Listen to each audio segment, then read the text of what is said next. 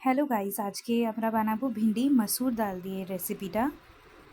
এখানে আমরা একটা ফ্রাইং প্যান নিয়ে নেব। একটু তেল ঢেলে আমরা এখানে ভিন্ডিগুলোকে ভালোভাবে ভেজে নেব। সামান্যভাবে ভাজার পর এখানে আলু কুচি দিব। এটাকেও আমরা একসাথে ভালোভাবে নাড়াচাড়া করব। তারপর আমরা দিব লবণ আর হলুদ গুঁড়ো।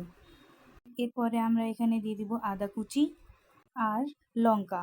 এখানে আমি লঙ্কাগুলো 2 খণ্ড করে দিয়েছি। তারপরে ভিজানো মসুর ডালটা আমি এখানে দিয়ে দিচ্ছি।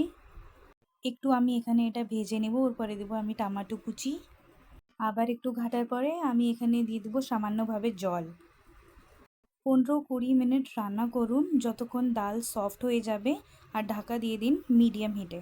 অন্য ফ্রাইং প্যানের মধ্যে একটু দেবো সরষের তেল, তেজপাতা, শুকনো লাল লঙ্কা আর কালো জিরা। ভেজে নেবার পর আমাদের যে ভিন্ডি ডালের মিক্সচার ছিল এই ফ্রাইং প্যানে আমরা নামিয়ে নিব। তারপরে আমরা দিব ঘরে তৈরি করা জিরে গুঁড়ো। শেষে ধনে পাতা দিয়ে গার্নিশ করুন। আপনাদের গরম গরম ভিন্ডি মসুর ডাল রেসিপি রেডি।